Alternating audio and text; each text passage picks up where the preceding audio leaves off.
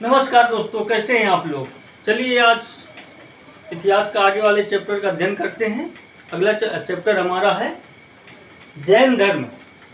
ठीक है, अब ये जैन धर्म के पहले थोड़ी सी भूमिका देख लीजिए।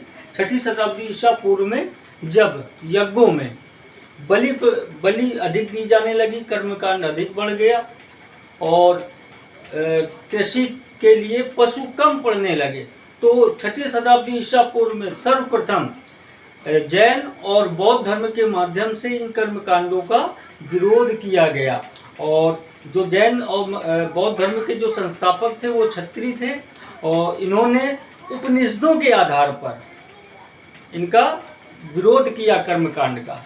उन्हीं में हमारे जैन और बौद्ध धर्म भी थे।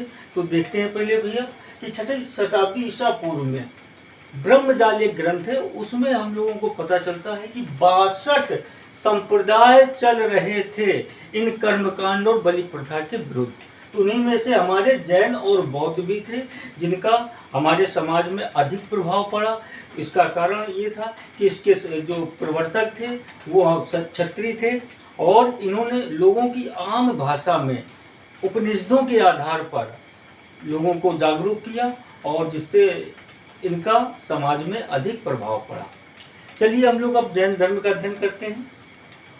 जैन ग्रंथ भगवती सूत्र के अनुसार 24 तीर्थंकर हुए जैन धर्म में, जिसमें प्रथम या जैन धर्म के आदि संस्थापक थे वो हमारे ऋषभदेव, इन्हें आदिनाथ के नाम से भी जाना जाता है। और जैन धर्म के जो प्रमुख कहते हैं जिन्हें 24वां तीर्थंकर कहा जाता है, महावीर स्वामी को माना जाता है।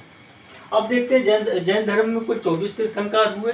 उनमें से प्रथम आपके ऋषभदेव थे और 23वें पार्श्वनाथ थे। तो हम लोग पार्श्वनाथ से स्टार्ट करते हैं। ध्यान दीजिएगा, 23वें तीर्थंकर हमारे पार्श्वनाथ थे।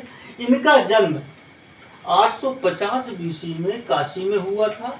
इनके पिता का नाम अश्वसेन था जो काशी में इक्ष्वाक वंशी क्षत्रिय थे। इनकी माता का नाम वामा था और पत्नी का नाम प्रभावती था। इनको ज्ञान 84वें दिन प्राप्त हुआ। कहाँ पर? संवेद पर्वत पर प्राप्त हुआ। संवेद पर्वत वर्तमान में झारखंड राज्य के अंतर्गत आता है। इन्होंने एक 4 व्रत का सिद्धांत दिया था। पेपर में पूछा जाता है 4 व्रत के अंतर्गत कौन कौन आते हैं, 4 व्रत का सिद्धांत किसने दिया था। तो 4 व्रत का सिद्धांत इन्होंने दिया था। किन्होंने? पार्श्वनाथ जी ने। पार्श्वनाथ कौन थे? जैन धर्म के 23वें तीर्थंकर थे। इन्होंने 4 व्रत के अंतर्गत सत्य अर्थात सत्य बोले, अहिंसा अर्थात हिंसा से दूर रहें, अस्तेय जिसका शाब्दिक अर्थ चोरी ना करना और अपरिग्रह धन संचय ना करना, ये 4 व्रत में इनके शामिल थे। इनकी एक महिला शिष्या का नाम भी मिलता है जिनका नाम पुष्पचूला था। पुष्पचूला किनकी महिला शिष्या थी? तो भैया पार्श्वनाथ की महिला शिष्या थी। अब आगे देखते हैं महावीर स्वामी को।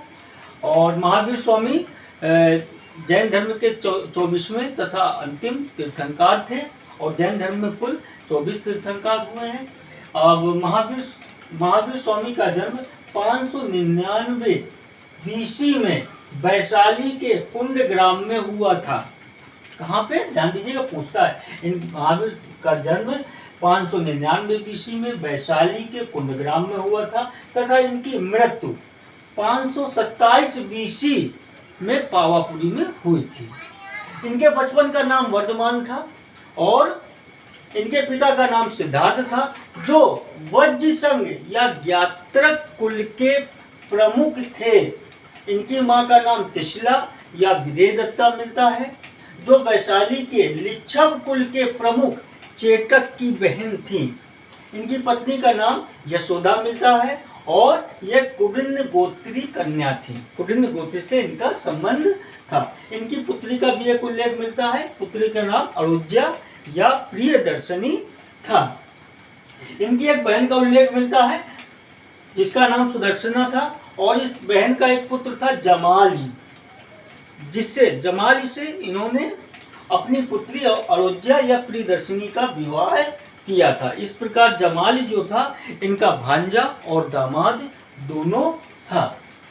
आगे देखिए भैया, माता पिता की मृत्यु के बाद 30 वर्ष की अवस्था में महावीर ने गृह त्याग किया था और गृह त्याग अपने बड़े भाई नंदवर्धन की आज्ञा लेकर किया था।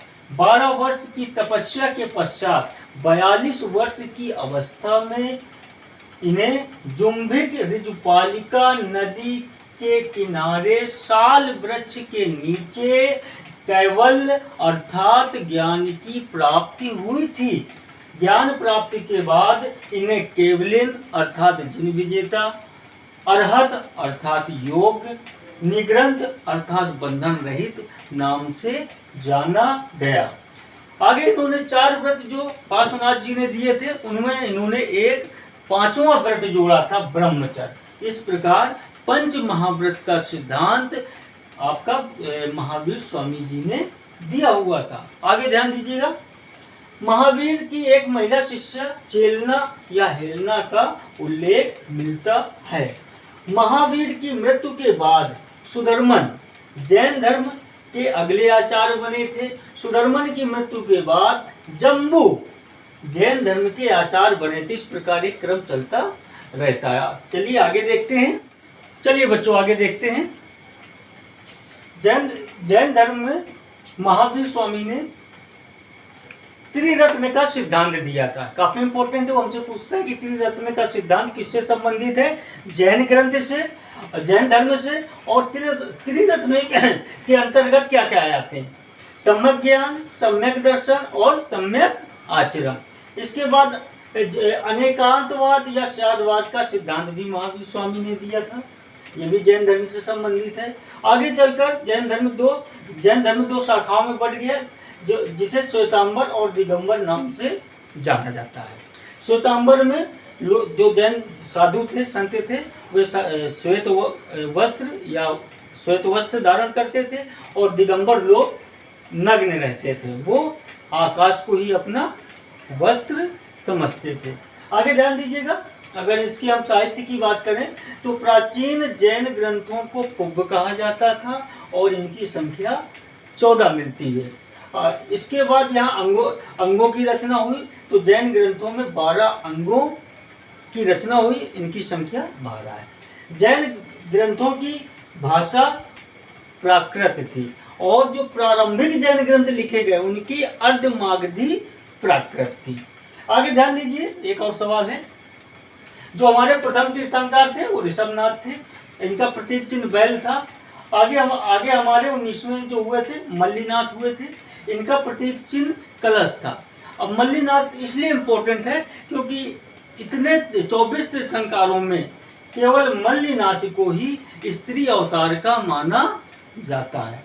आगे जो हमारे 23वें तीर्थंकर थे उनका पार्श्वनाथ, उनका आपका प्रतीक चिन्ह सर्प था। और 24वें जो महावीर स्वामी थे उनका प्रतीक चिन्ह सिंह था।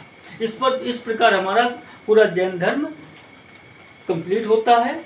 और आप लोग इनको पढ़िए, देखिएगा और नोट करिएगा। जो भी सवाल आएगा आपका वनडे एग्जाम पेट हो या समूंगा का हो या लोअर का हो या हमारा यूपीएसआई हो, रेलवे का हो, एसएससी का हो, कोई भी सवाल आए इसी के अंदर आएगा। धन्यवाद।